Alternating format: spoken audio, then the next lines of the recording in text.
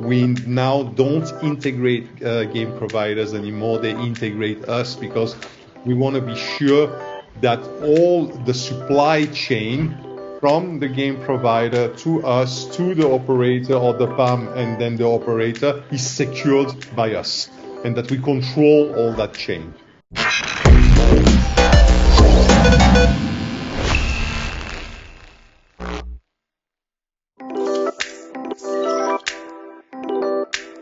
Today, I am really excited to be speaking with Alex Tomic, founder of games aggregation platform Alea, a great partner of Pragmatic Solutions, a great partner of our customers, and a very colorful character in the industry. Alex, welcome to Connected. Good to have you here. Thank you, Ashley, for having me. Hi, everyone. Very happy. You guys have had such success with your model, and your model is not new. You're not the only ones doing games aggregation, but you do it differently and you do it very well. And we found it's a very well-received partnership when we propose Alea to our clients of the platform, and it solves a lot of problems for them. So tell me, Alex, how do you, strategically this must have been intentional, how have you differentiated Alea's offering from what other aggregators do, and what solutions do you create for operators? It's been a journey of discovery. We started as a B2C operation. It was called Slots Million back in time, and we created our own internal aggregator. We had also our own payment platform, the PAM. We had everything, and at some point we figured out that it was more convenient for us to be on the B2B side than on the B2C side, just because facing directly players and regulators was an uncomfortable position, especially we had a UKGC and an SGA license. I've been through many audits, and at some point I thought, okay, you know what, I prefer being a B2B, and a specific type of B2B. I don't want to have access to player data. I don't want to deal with player data, and basically what I want to do is deal with games. So, or I build a game studio, or guess what? We have an internal aggregator. We had already that aggregator back in time. Why not resell that aggregator with the hundreds of software providers we had integrated with very good contracts to our competitors or other platforms, and also make sure that we're not going to develop a platform. That was the second part. We didn't want to develop a PAM.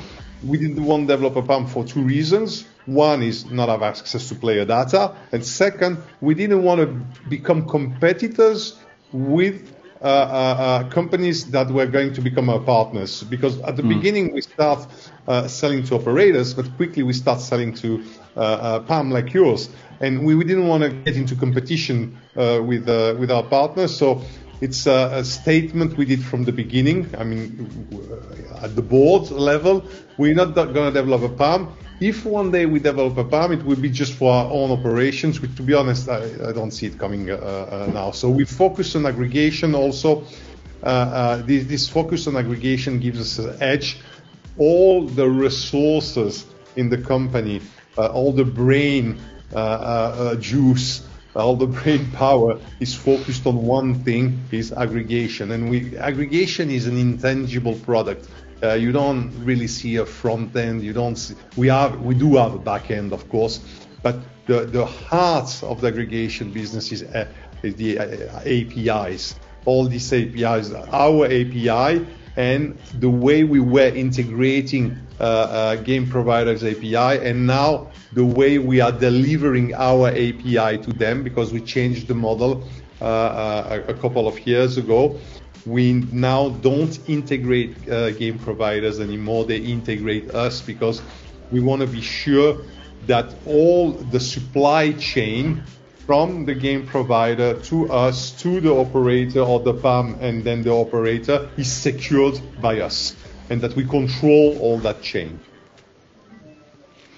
I don't think everybody appreciates, if they've not dealt with Alea previously, how technically savvy your team is. I mean, we know that from our interactions with the team at Alea. They're very smart technically, And you take that very seriously. I think that's a key element of your decision there to publish an API that vendors integrate to, upstream vendors integrate to you, because you have more control over providing the security around that connection point to your platform, and in turn, the security over the game's provision to the operator.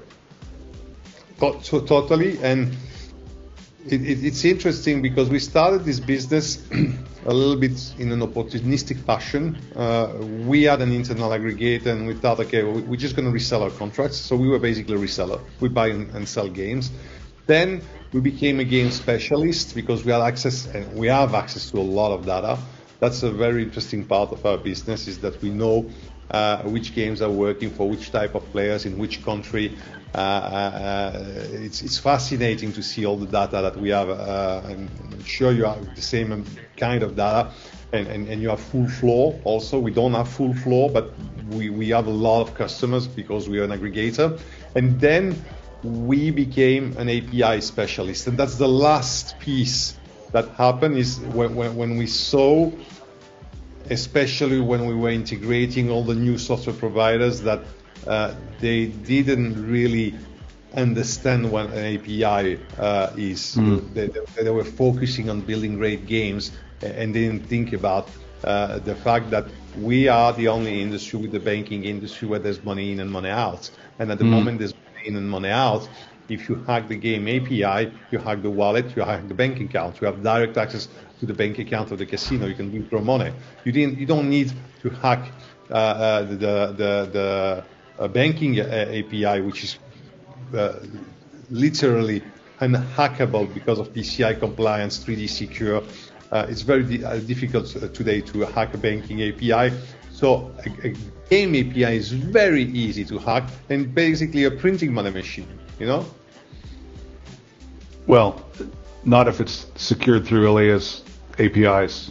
I mean, I suppose that's been your point being that's the center of focus. It's something I've heard you talk a lot about in the industry, and your own keynotes is about the focus that your team has had around securing that and ensuring the operators' connectivity is not exposed to any vulnerabilities.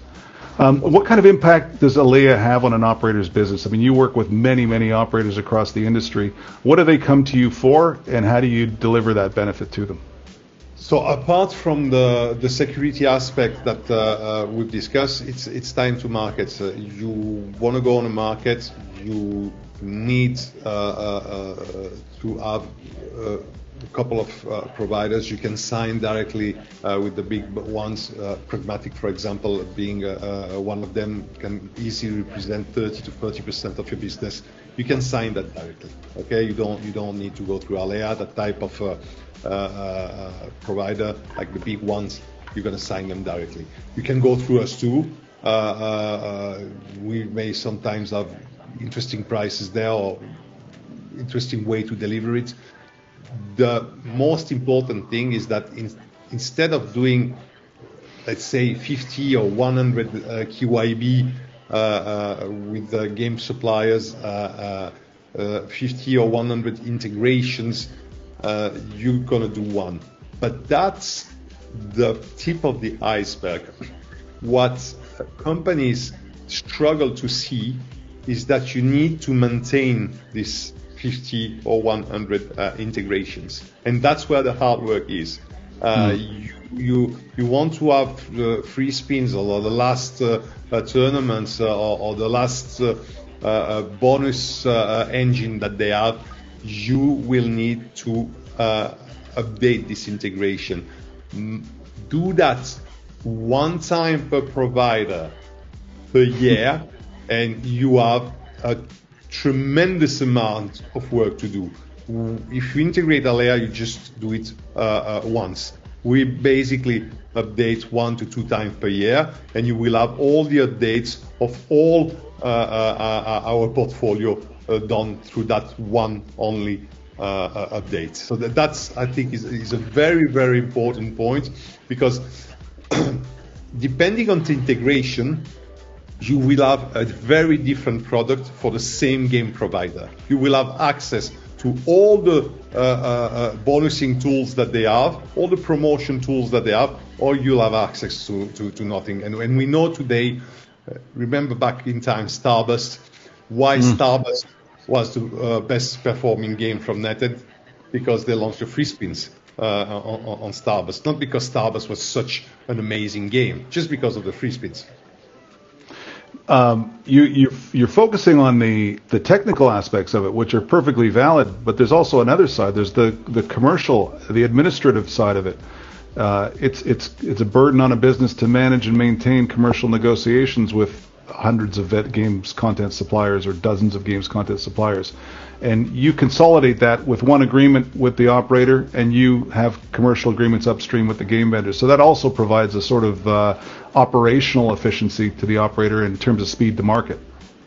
Yeah, completely. I mean, imagine your compliance team, your partnership team, account management having to deal with all the commercials. Sometimes you have setup fees, you have minimum fees.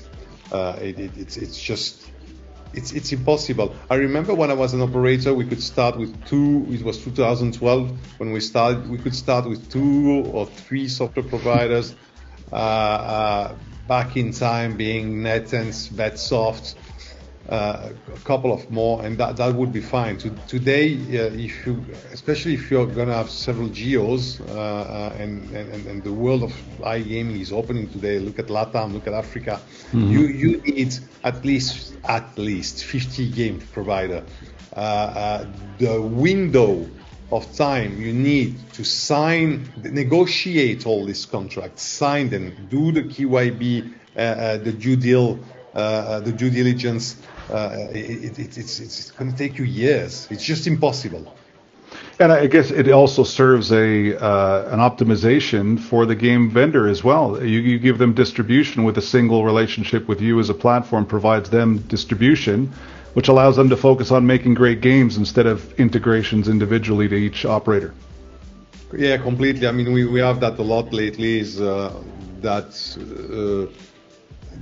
game vendors are becoming our resellers. They have their customers, they have their leads, and they send them to us. Also because an operator is not going to integrate a new game provider, not being sure that this game provider is going to be successful if they have, let's say, less than 10 games. Also. Of course, yeah. But on the other side, they want to try it. Because something happens. You don't want to miss the next Hacksaw or No Limit City. You don't know if they're going to be the next Hacksaw or No Limit City, or if they're just going to be a flop. Okay. The problem that happens, and I've seen that in Brazil with PGSoft when they boomed. Good luck to do the integration with PGSoft when they even now when they started being successful in Brazil. They just don't have the bandwidth to put you in your roadmap. So, or you take the game at the beginning, or you will miss out 1 or 2 years of profit on that game. So yeah, completely. We see more and more game providers coming to us because we are a distribution network at the end of the day. They just have to go to the software provider and say, okay, now we are a part of Alea's portfolio. You don't even need to do the integration because you're already integrated. You just need to sign an addendum with them, and that's it. Alex, I know you well enough through the time that we've interacted together to know that your business wins market share on its own strengths, but and it is a competitive market. There are many aggregators out there. So I'm not asking you this question because I feel that you need someone to point out the deficiencies of any other supplier in this sector. But there must be some things that you've done intentionally to differentiate Alea's offering from those of others that provide games aggregation. What would you highlight? Yeah, we get back to security. It was not done on purpose.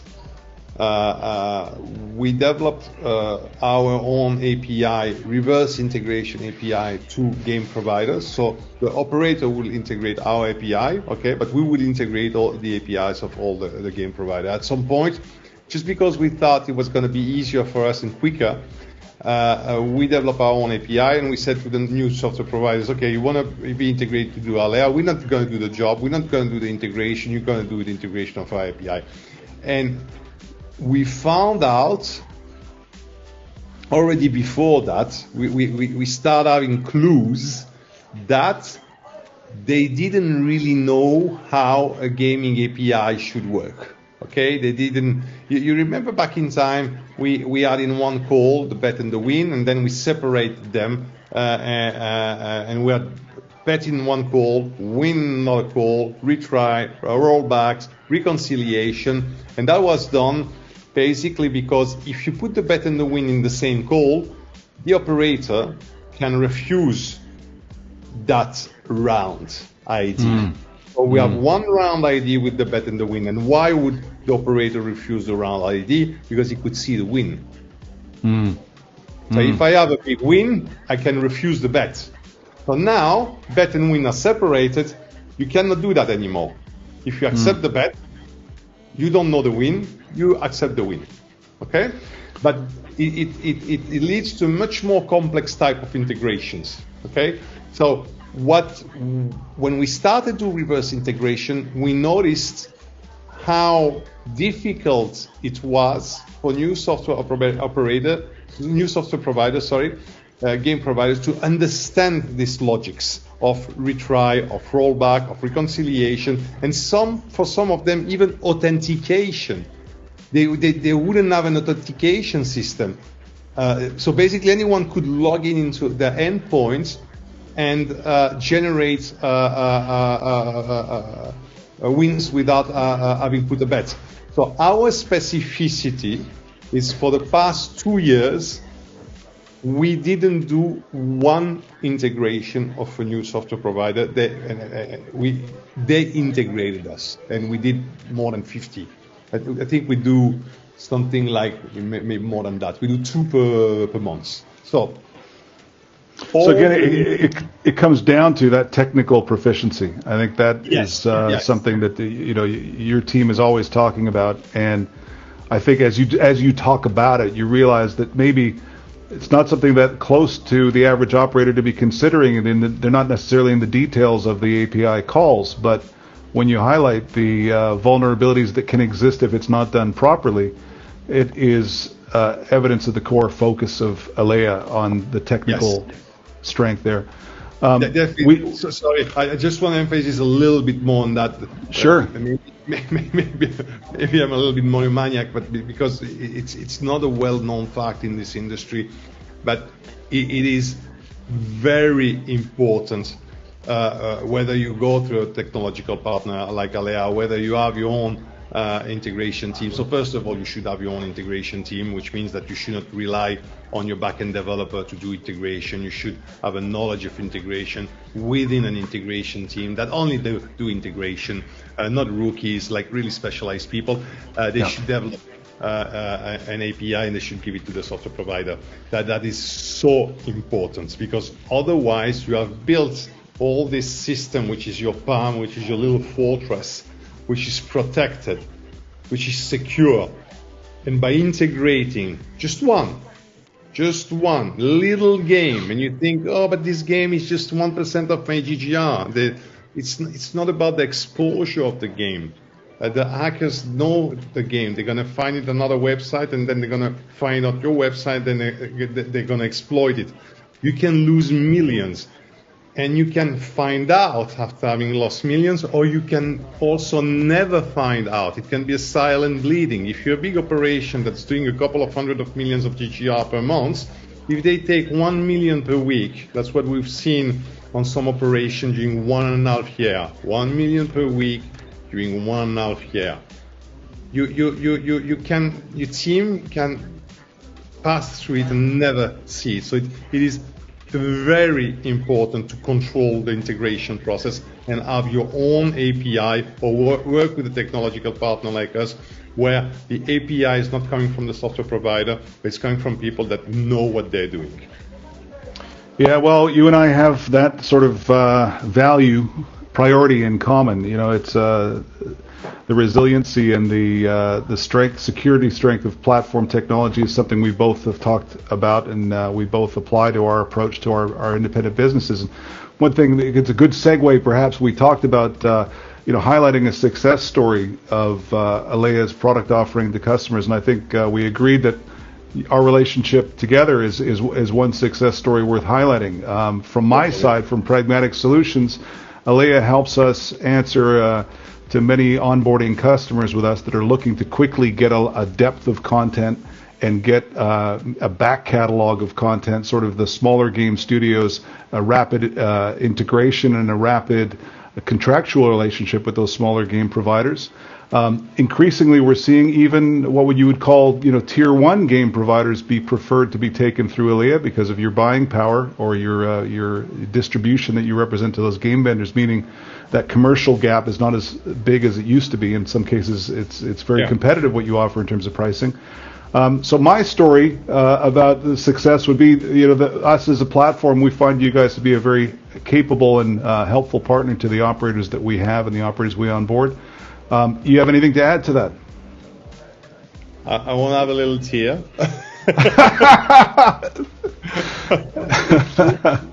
We can hug it out later. Thank you for saying that. Really, but yeah, when I've read the question about a success story that I would like to share, Pragmatic Solution was the one I had in mind, and I hope that this feeling was mutual. So thank you for saying what you just said. Okay, good stuff. And let's look ahead. So it's not a static product that you offer. The industry moves very quickly. Nobody has a crystal ball to necessarily be able to predict what happens in 12 months' time in terms of who's going to be the next most important games content provider or what's going to be the next type of engagement feature. But you must have an exciting roadmap that you've already planned. What does the future hold for Alea? Apart from the technical stuff, technical aspect, maybe I'm not going to talk about that more. But you're passionate about the technology. I think that's exactly how you should be in your line of business. So yeah, we're developing more tools. I mean, we already have a very interesting feature. We have released a new backends. You can upload thumbnails through API. You can download them. We have testing tools. There's a lot of things we're doing. In terms of business, we're looking a lot at sweepstakes and social. We've been in New York for the Next.io event that happened, I think, last week, if I remember well. We were the head sponsor of the Sweepstakes Social Casino. It's a huge market, and I'm not talking only about US.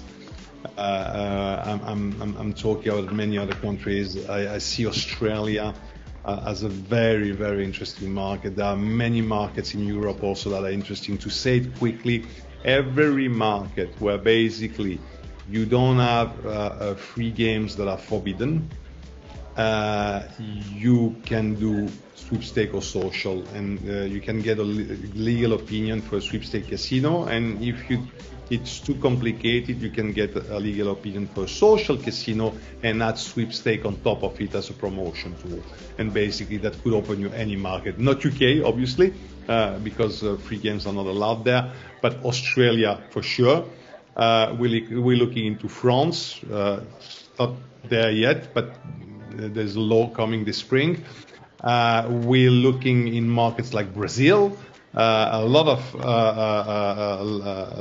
South Latin American market are also on the list. We're looking a lot into sweepstake, and we consider today, from the numbers we are and the numbers we are from the competition, that we are the leading social sweepstake casino aggregator. Oh, it's interesting. That'll be interesting for many operators that are looking at the new horizons offered by different commercial models in this sector. No license, Ashley. You don't need a license. You just need a legal opinion, and you have access to payment methods. We, as real money gaming operations, we don't have access to. In every one of these scenarios, it's all about the people you're dealing with and building trust relationships, strong relationships with your customers. Yeah. How do you approach that? With time. I've been in this industry for 20 years now, and I remember saying myself, sometimes you want a quick win, and I always thought, don't do that. Don't do that. It needs years to build a reputation, and you can fuck it up in a couple of seconds. You're here for the long run. You're not here to build a company and do a quick 4-year sales. We want to be here in 10 years. We are here to build long-lasting relationships. So as we're not here for the quick win, and as we know we're still going to be here, hopefully, in 10 years, and we've been in this industry for 20 years, that's how you build relationship. Having a long-term vision and knowing that the people you are dealing with today, you are making business here today, you're going to make business with them in 5 or in 10 years. So you must have a partnership that is working for both parties, because otherwise you're going to make quick bucks during 12 months, and at some point the partner in front of you is going to wake up and say, wait, what are you doing? I see you have your hands in my pockets and you're making money out of me and I'm not. So time, you see everything. You've highlighted many things technically and sort of operationally that Alea does well, but I think your ability to forge strong relationships with your partners and that long-term view, that long-term commitment that you make is, I think, a critical part of the success that we've had with Alea, and a relationship we're certainly keen to continue to have and expand. Alex, I'm so grateful for the opportunity to talk with you, and I hope that for those of you watching, this has been an informative way to learn more about Alea. Alea is already connected to the Pragmatic Solutions PAM platform. As Alex has said, you're also connected to many other platforms for distribution across the industry. Alex, thank you so much. Great speaking with you. Ashley, I thank you. I could be more grateful to the opportunity. Our pleasure. You and all these kind things you've said about the company, and even myself. And thank you for that. And okay. The feeling is mutual. Okay. Yes, it's a good partnership we have. And for those of you watching, tune into Connected to learn more about integrated partners to Pragmatic Solutions. Thank you for watching. Thank you.